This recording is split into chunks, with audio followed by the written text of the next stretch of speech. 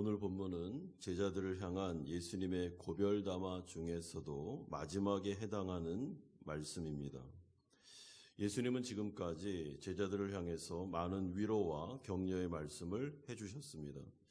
그런데 이 고별담화는 구원받은 성도들에게만 해당되는 것이지 예수님을 믿지 않는 자들에게는 해당되는 말씀이 아닙니다. 예수님은 제자들에게 내가 잠시 너희를 떠날 거라고 하셨습니다. 이로 인해 제자들은 근심과 걱정이 많았습니다. 나는 십자가에 죽는다, 그리고 부활해야 된다라고 말씀하셨고, 이 부분도 예수님의 이 말씀이 제자들을 혼동스럽게 했습니다. 그러면서 제자들은 근심과 두려움에 쌓여 있었습니다. 그러나 너희는 두려워하지 말고 근심하지 말고 내가 성령으로 다시 올 것이며 그때는 영원히 함께 할 것이고, 그리고 그때는 기쁨 충만, 성령 충만, 그리고 믿음으로 나아가는 자들에게는 기도 응답의 역사들, 내가 영원히 너희에게 합력하여 선을 이루는 일들을 이루어 줄 테니까 걱정하지 말고 나를 잘 기다리라, 성령을 기다리라 말씀하셨습니다. 그리고 미래는 이제 성도들에게 절망이 아닌 소망, 그리고 하나님의 능력이 나타나는 엄청난 날들이기 때문에 환난이 오거나 고난이 와도 걱정하지 말고 미래는 주님께 맡기고 현재를 사는데 현재를 욕심을 선택하지 말고 사랑을 선택하면서 이제는 성도답게 제자답게 살아야 된다라고 말씀하셨습니다. 하지만 제자들은 이러한 예수님의 말씀에도 불구하고 잘 이해하지를 못하고 있습니다. 이것이 바로 제자들의 한계입니다. 그러나 예수님은 끝까지 계속해서 반복하여 하나님의 말씀을 주심으로 이 말씀이 성령을 통해 제자들을 붙잡아 줄 것을 확신하면서 이 말씀을 계속 주고 계십니다. 우리가 오늘 첫 번째로 살펴볼 내용은 예수님의 위대한 반복이 16절에서 27절에 나오고 있습니다. 예수님은 자신의 죽음과 부활에 대해서 반복해서 말씀하십니다. 16절에 조금 있으면 너희가 나를 보지 못하겠고 또 조금 있으면 나를 보리라 하시니, 여기서 첫 번째 조금 있으면이라는 것은 예수님의 십자가 죽음과 부활의 그 사이를 말합니다. 그리고 두 번째 조금 있으면이라는 말은 예수님의 부활 후, 그러니까 예수님이 승천하신 다음에 성령을 부으시는 성령의 시대를 말하고 있습니다. 따라서 예수님의 십자가와 부활을 통해 승천을 통해 이제 성령이 오시게 될 텐데, 내가 성령이 오면 너희와 성령을 통해 함께 한다라는 것을 또 반복하십니다. 그러니까 제자들의 반응이 17절에 나옵니다. 우리에게 말씀하신 바 조금 있으면 나를 보지 못하겠고 또 조금 있으면 나를 보리라 하시매 또 내가 아버지께로 가미라 하신 것이 무슨 말씀이냐. 18절에도 무슨 말씀이냐, 무엇을 말씀하시는지 알지 못하노라. 예수님은 제자들의 이러한 여전한 혼돈과 혼란, 그리고 이로 인한 마음의 근심과 두려움을 다 알고 계셨습니다. 그래서 19절과 같이 또 말씀하십니다. 예수께서 그 묻고자 함을 아시고 이르시되 내 말이 조금 있으면 나를 보지 못하겠고 또 조금 있으면 나를 보리라 하므로 서로 문의하느냐. 여러분, 여기서 아시고라는 말은 사람의 마음을 감찰하시고 그리고 사람의 마음을 꿰뚫어 보시는 예수님의 신성을 나타내는 표현입니다. 예수님은 다 아셨습니다. 이들이 이해를 못하고 있구나. 그리고 그래서 혼돈과 혼란 가운데 여전히 있고 마음의 근심과 두려움에 휩싸여 있구나. 내 말을 못 알아듣고 있구나라는 것을 다 아셨습니다. 그럼에도 불구하고 예수님은 책망을 하지 않습니다. 위로와 확신의 말씀을 제자들에게 주십니다. 왜냐하면 성령이 오시면 그때 성령이 그 말씀을 다 깨닫게 하실 겁니다. 그러니까 지금은 알아듣는지 그게 중요한 게 아니라 계속 하나님의 말씀을 주시고 있습니다. 특별히 20절에서 22절을 보면 예수님은 자신의 십자가 죽음과 사흘 만에 부활 승천할 것을 또 반복하여 말씀하십니다.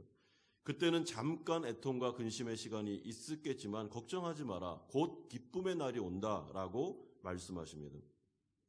그러면서 또 한 번 차근차근 23절에서 27절을 통해 십자가 죽음과 부활 승천을 또 한 번 얘기하십니다. 여러분, 오늘 본문에 보면 예수님의 십자가 죽음과 부활 사건, 그리고 성령의 시대가 온다는 말이 무려 앞부분에 3번이나 반복됩니다.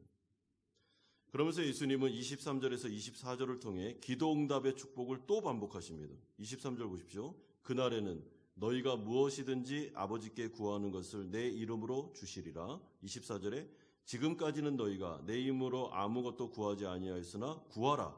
그리하면 받으리니 너희 기쁨이 충만하니라. 그날에는 성령의 시대가 되면 여태까지는 내 이름으로 너희들이 구하지 않았지만 이제는 내 이름으로 구하라. 그럼 모든 것들을 다 주실 것이다 라고 말씀합니다. 그리고 26절에서 27절에 또 기도 응답을 또 한 번 반복하십니다. 그날에 성령의 시대가 오면 그때는 내가 너희들을 위해서 기도하는 게 아니고 하나님과 친밀한 관계로 들어가기 때문에 너희들이 직접 기도할 수 있는 시대가 열린다는 것입니다. 여러분, 성령의 시대는 구약의 관점으로 볼 때는 엄청난 시대인데 어떻게 보면은 지성소로 성도들이 제사장도 아닌데 성도들이 직접 은혜 보좌 앞으로 나아갈 수 있는 시대가 열립니다. 휘장이 갈라지고 막힌 담이 무너지면서 마음껏 구원받은 성도들이 하나님께 나아갈 수 있습니다. 왜냐하면 우리가 왕 같은 제사장들이 다 되었기 때문에 그렇습니다. 그러므로 예수님의 이 놀라운 반복, 여태까지 우리가 살펴본 대로 월요일부터 이 금요일까지 계속해서 그날에 대해서, 성령의 시대에 대해서, 내가 왜 죽어야 되고 내가 왜 부활해야 되는지에 대해서, 그리고 그날에는 어떤 일이 벌어지고 기도응답의 역사와 성령의 시대 때 나타나게 될 그 성령의 은혜가 무엇인지를 계속 거듭하여 몇 번이나 반복하고 있습니다. 여러분, 저는 이번에 고별담화를 이렇게 찬찬히 보면서 요한복음을 사실 전체적으로 강의를 했지만은 이번에 고별담화를 보면서 제 마음속에 남는 것은 무한 반복, 예수님의 제자들을 돕는 방법이 위대한 반복이었다라는 것을 새삼 깨닫게 되었습니다. 여러분, 반복은 사람들이 참 싫어합니다. 말을 여러 번 반복해서 하면은 알아들었다니까요, 이렇게 말하지 그냥 그걸 고지고대로 듣는 사람이 없습니다. 자녀들도 부모가 반복해서 얘기하면 잔소리라고 생각합니다. 그런데 이 예수님의 위대한 반복의 방법은 인간의 너무나도 연약한 영적인 상태를 그대로 적나라하게 보여주고 있습니다. 여러분, 이것은 우리의 모습입니다. 제자들은 반복해서 얘기해도 못 알아듣습니다. 반복해서 얘기해도 깨달음이 없습니다. 여전히 근심과 고통 속에 빠져 있습니다. 여전히 고아처럼 살고 있습니다. 왜 그럴까요? 우리의 영적인 상태가 구원받은 다음에도 우리의 마음과 생각과 이 몸이 죄의 과거에 길들여져 있던 대로 너무나도 많은 습성이 남아있기 때문에 반복해서 들어도 안 되는 것입니다. 너무 오랫동안 고아처럼 살았습니다.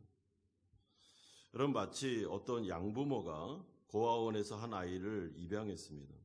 근데 이 양부모는 너무 좋은 분이기 때문에 절대로 이 아이를 포기하지 않고 내가 끝까지 이 아이를 책임져 줄 거다라는 마음을 가지고 입양을 했습니다. 그런데 이 아이가 양부모가 외출할 때마다 불안한 것입니다. 엄마가 안 오면 어떡하지? 아빠가 안 오면 어떡하지? 또 나를 고아원으로 보내면 어떡하지? 내가 또 버려지면 어떡하지?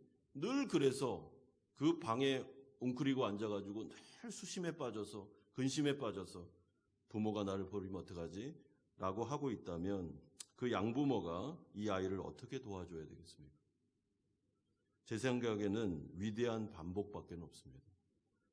우리는 너를 사랑한다. 너를 다시 고아원으로 보내지 않을 거야. 우리는 늘 언제나 내 곁에 있을 거야. 그래서 너를 지키고 보호하며 책임져 줄 거야. 그러니까 이제는 안심해도 된단다. 걱정하지 말아라, 아가야. 아가야, 걱정하지 마. 나는 너를 떠나지 않을 거야. 너는 고아원으로 안 가. 나는 끝까지 너를 지켜줄 거야 라는 말을 계속 반복해서 이 아이가 그 말이 진짜 믿겨질 때까지 계속 반복하는 것입니다. 그리고 그 아이는 그것을 듣는 것이죠.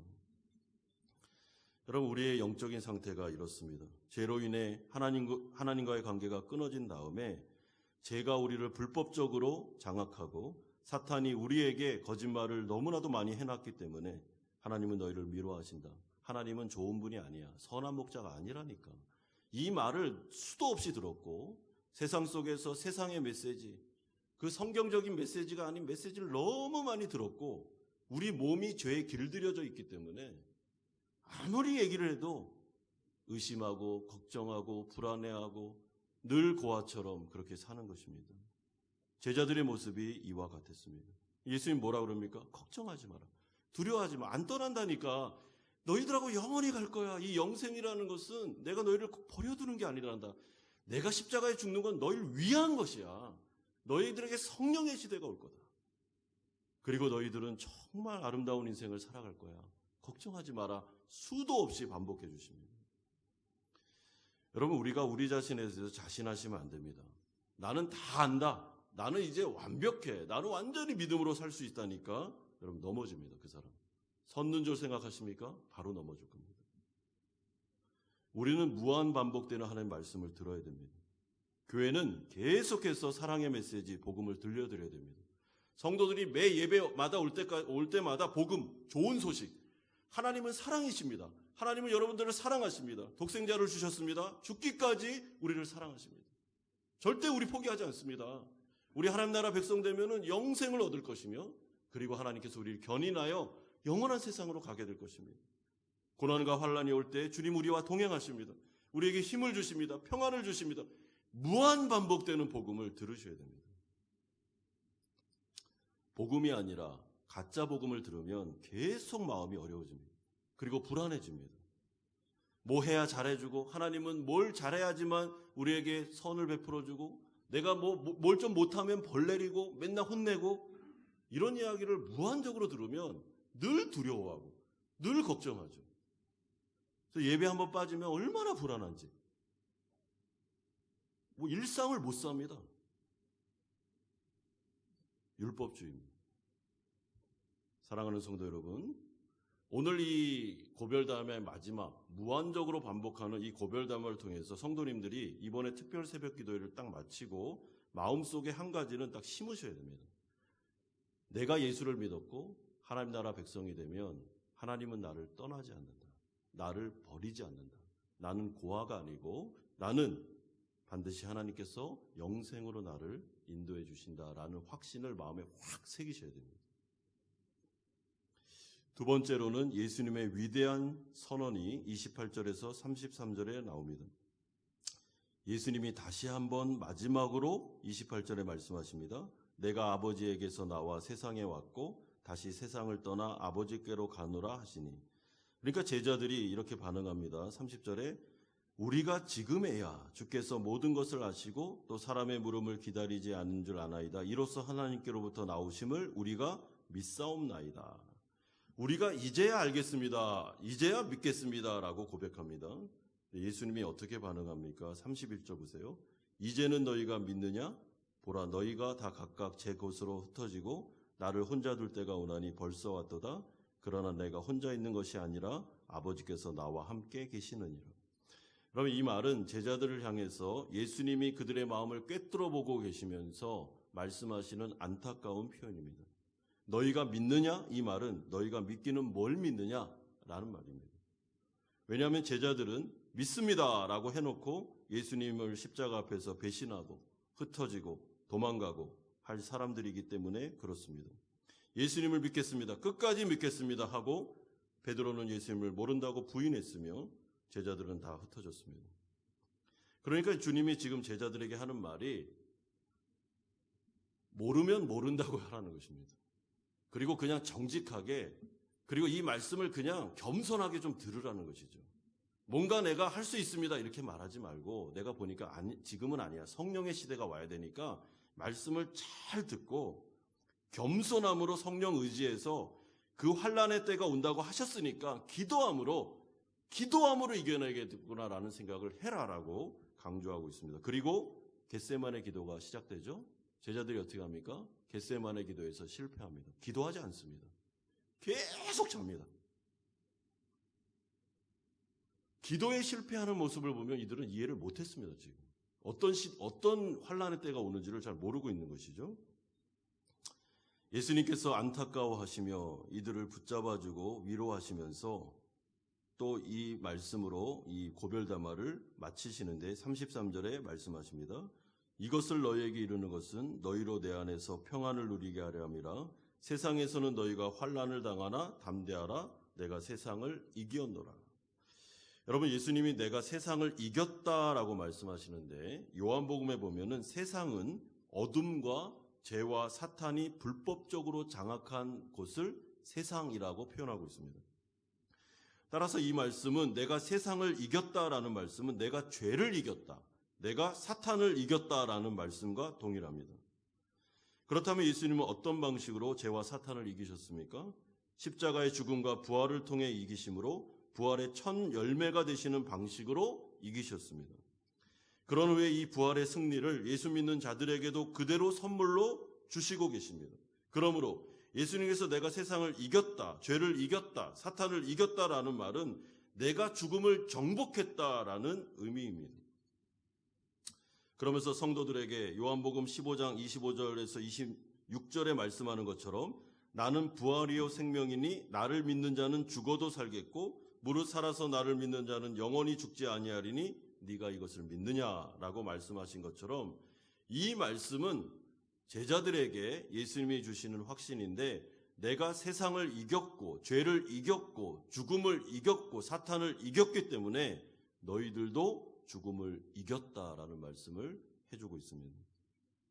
그러므로 예수 믿는 자들에게는 죽음이 없습니다. 사망이 왕노릇할 수 없습니다. 절망이 없습니다. 성도는 영원히 죽지 않습니다. 믿으십니까? 성도는 영원히 죽지 않습니다. 이제 우리에게는 영원한 죽음은 없습니다. 이 세상에서의 죽음은 잠시 잠이 드는 것이고 쉬는 것이며 영원한 생명으로 나아가는 과정입니다. 왜냐하면 이제 우리에게는 죄가 해결됐고 죽어도 살고 살아서 주를 믿으면 영원히 죽지 않는 영생이 주어졌기 때문에 그렇습니다. 그래서 바울은 고린도전서 15장 55절을 통해 이렇게 선포합니다. 사망아 너희 승리가 어디 있느냐? 사망아 네가 쏘는 것이 어디 있느냐? 이게 무슨 말입니까? 사망아 어디 한번 나를 한번 덤벼봐라. 나를 향해서 한번 화살을 쏴봐. 그런다고 내가 죽는가 보자. 이 말입니다. 사망아 화살 한번 쏴봐라. 나는 안 죽어. 이 말입니다. 이것이 바로 성도들만이 가질 수 있는 엄청난 담대함입니다. 여러분 우리는 죽음이 극복되었습니다. 그렇기 때문에 우리는 용기를 가져도 됩니다. 주님은 근심과 두려움과 염려와 걱정 속에 빠져있는 제자들을 향해서 너희들이 세상을 사되 죽음이 절대로 너희들을 지배할 수 없고 절망이 너희를 절대로 지배할 수 없음을 확실히 믿고 죽어도 다시 산다는 믿음을 가지고 이 세상을 한번 살아봐라. 환란이 올지라도 한번 그 환란을 부딪혀봐라. 그 환란 속으로 들어가봐라. 싸워서 이길 수 있다. 너희들 절대로 죽지 않는다라고 말씀해주고 있습니다. 여러분 이런 점에서 사실 성도들, 우리가 예수를 믿고 성도가 되었음에도 불구하고 대부분의 크리스찬들이 두려워하는 문제가 무엇인가 하면 죽을까 봐 두려워합니다. 경제적인 어려움이 오면 죽을까 봐 두려워합니다. 여러분 목숨만 죽는 게 아닙니다. 사회적으로 매장될까 봐 두려워합니다. 이 경제적인 어려움이 왔으니까 그러면 내가 경제적으로 어려워지면은 내가 정말 가난해질 거고 그러면 사회적으로 내가 비참해질 거고 그리고 우리 자녀들도 비참해질 거고 그러면 내가 사회적으로 위신이 깎일 거고 굉장히 내가 낮아질 거고 나는 내 인생이 비참해질 거라는 어떤 사회적인 죽음을 두려워하고 있습니다. 그 죽음이 두려운 것입니다. 늘. 그래서 절망하고 고난이 오거나 환란이 오면 근심하고 내가 또 이러다가 비참해질까 봐 내가 이러다가 죽을까 봐 내가 이러다가 내 가족이나 내 자녀들이 너무나도 인생 가운데 하나님 앞에 버림당해 비참해질까 봐 두려워하고 있는 것입니다. 주님이 뭐라고 도전하십니까? 비참해지지 않는다는 것입니다. 성도는. 왜냐하면 죽음이 극복되었기 때문에 그렇습니다. 우린 죽어도 삽니다. 살아서 예수를 믿으면 영원히 죽지 않습니다. 그러니까 죽으면 죽으리라는 각오를 가지고 한번 살아보라는 겁니다. 이 세상에서. 그래 한번 죽으면 죽겠다. 그래 한번 죽여봐라 나를. 고난이 왔습니다. 환란이 왔습니다. 사탄이 옆에서 계속 거짓말합니다. 너 이렇게 되면 너 죽을 거야. 너 굉장히 비참해진다. 네 자녀들도 엄청 비참해질 거야.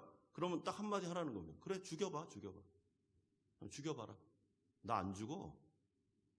이미 세상에 나는 죽음이 극복된 사람이야. 나는 그래 지금 죽여라. 그럼 나는 영원한 생명으로 간다. 이런 자세를 가지고 한번 세상에서 살아보라는 것이죠. 여러분 사탄에게 그렇게 달려들면 사탄이 도망가 버립니다. 와 진짜 이상한 사람 만났다 하면서 도망갑니다. 성도가 믿음 없이 위축되고 두려워하고 근심하면서 마치 절망이 나를 지배하는 것처럼 살아가기 때문에 사탄이 우습게 보는 것입니다. 여러분, 성도는 믿음으로 삽니다. 성도는 소망할 수 있습니다. 왜요? 내가 세상을 이긴 게 아니고 세상을 이긴 예수께서 나와 함께 하시며 나와 함께 싸우고 있기 때문에 걱정 없습니다. 다니엘과 세 친구가 느부갓네살 왕에게 절하지 않으면 너희 죽는다. 풀무불에 들어갈 거야 라고 말했습니다. 그때 다니엘과 세 친구가 믿음으로 뭐라 그럽니까? 그리 아니하실지라도 죽여봐. 그래. 그래도 나는 하나님 포기하지 않는다. 그래, 풀무불에 죽여라. 그럼 나는 영생으로 가니 더 좋지. 그러면서 풀무불에 들어갔습니다. 그때 세상을 이기셨던 예수 그리스도께서 풀무불로 함께 들어가셨습니다. 그리고 그들과 함께 하시면서 머리털 하나, 옷에 있는 실오라기 하나 타지 않도록 그들을 지켜주셨고 굉장히 영광스럽게 풀무불에서 나오게 하셨습니다. 그리고 세상은 놀랐습니다. 느부갓네살이 놀랐습니다. 저분이 누구냐? 그리고 이 사람들이 누구냐? 라면서 굉장한 믿음의 소문이 퍼지기 시작했습니다. 믿음이 이긴 것입니다. 사랑하는 성도 여러분, 로마서 5장 3절에서 5절은 이렇게 위대한 말씀을 성도들에게 주십니다.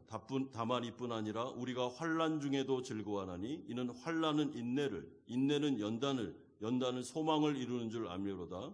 소망이 우리를 부끄럽게 하지 아니함은 우리에게 주신 성령으로 말미암아 하나님의 사랑이 우리 마음에 부은 바 됨이니. 성도는 환난 중에도 즐거워합니다. 왜냐하면 환난은 나를 죽일 수 없다는 것을 압니다. 이 환난은 하나님의 손안에 있습니다. 그래서 나에게 인내를 가르쳐 줄 거고 나에게 믿음을 더해 줄 거며 환난은 반드시 소망이다. 이 고난은 절망이 아니라는 걸 알기 때문에 그는 환난 중에도 즐거워할 수 있습니다. 아주 이상한 일이죠. 그리고 성령 안에서 하나님의 사랑이 그의 마음에 부은 바 됩니다. 고난이 오거나 환난이 오면 하나님께서 그 성도를 가만히 내버려 두지 않습니다. 하나님의 사랑을 막 물붓듯이 부어줍니다. 내가 너희를 사랑한다니까. 이 고난은 너희를 죽이는 게 아니라니까. 너희를 인내하게 하셔서 믿음이 더 강해지게 하셔서 하나님의 영광으로 나아가는 과정이다. 걱정하지 마 하면서 계속 하나님의 사랑을 부어줍니다. 그러므로 성도가 마음속에 절망하고 있고 죽음을 두려워하고 있고 내가 세상에서 망할까봐, 내가 세상에서 비참해질까봐 라는 생각은 하나님이 주신 생각이 아닙니다. 그거는 사탄이 주는 생각입니다. 여러분 걱정하지 마십시오. 담대하십시오. 예수님이 세상을 이겼습니다. 죽음이 극복되었습니다. 우리는 죽지 않습니다. 만약에 죽는다면 영원한 세상으로 가는 것입니다. 뭐가 두렵습니까? 사탄이 와서 막 거짓말합니다. 막 위협을 합니다. 너 이 고난 때문에 굉장히 비참해질 거야. 죽여라, 죽여. 죽을게. 이렇게 하면은 도망가 버린다. 여러분, 순교를 각오한 성도들, 소아시아 성도들은 늘 이런 자세로 살았습니다. 죽여라. 그래. 나는 그냥 순교하겠다. 그리고 하나님의 영광의 보좌 앞으로 가서 영원히 살게. 그때 사탄이 힘을 잃고 도망가는 역사가 나타났습니다. 이 자리에 앉아 계시는 성도님들, 정말 예수님을 나의 구주로 영접했습니까? 그러면 합력하여 선을 이루는 선한 목자의 품 안으로 들어오신 것입니다. 그분은 여러분들을 버리지 않습니다. 고아가 아닙니다. 그리고 우리의 인생을 영원토록 주관하고 계십니다. 하나님에게는 계획이 있습니다. 내가 이 성도를 어떻게 아름답게 바꿀 거라는 하나님의 계획이 있고 그 계획대로 움직입니다. 그리고 오차가 없습니다. 반드시 아름답게 될 것입니다. 그리고 나중에 세마포 옷을 입고 예수님이 재림하실 때 거룩한 신부로 우리 모두가 그분을 맞이하게 될 것입니다. 그러므로 지금 당하는 이 고난은 우리를 죽이려고 온 고난이 아닙니다. 절망하지 마십시오. 그리고 이 특별 새벽기도 때 이 말씀을 딱 듣고 소망이 생겼고 내가 고난을 이길 수 있다라는 담대함이 생기셨다 할지라도 무한 반복으로 들으셔야 됩니다. 일주일 후에 또 낙심할 수 있습니다. 우리가 그렇게 연약해요. 여러분 죽음을 각오하고 한번 살아봅시다. 네. 죽여라. 그래도 난 영생이다 라는 생각을 가지고 한번 세상으로 가보십시오. 부딪혀 보십시오. 이길 수 있습니다. 담대하십시오. 하나님의 평안을 가지십시오. 예수님의 십자가를 묵상하실 때 예수님의 십자가를 통해 부활을 묵상하십시오. 부활의 능력이 우리에게 있습니다. 걱정하지 말고 기도합시다. 기도합시다. 계속 부르짖으십시다. 하나님의 뜻대로 기도하면 다 들어주십니다. 그리고 사랑을 선택하시기를 바랍니다. 사랑하는 성도 여러분, 여러분들의 인생의 목표를 정확하게 다시 재조정하십시오. 여러분들의 기업체가 하나님의 기업체가 되게 하십시오. 여러분들의 가정이 하나님의 가정이 되게 하십시오. 여러분의 인생이 하나님의 인생이 되게 하십시오. 이제는 욕심을 선택하지 말고 사랑을 선택하십시오. 그래서 아름다운 인생을 사시는 성도님들 되시기를 주 예수 그리스도 이름으로 축원드립니다.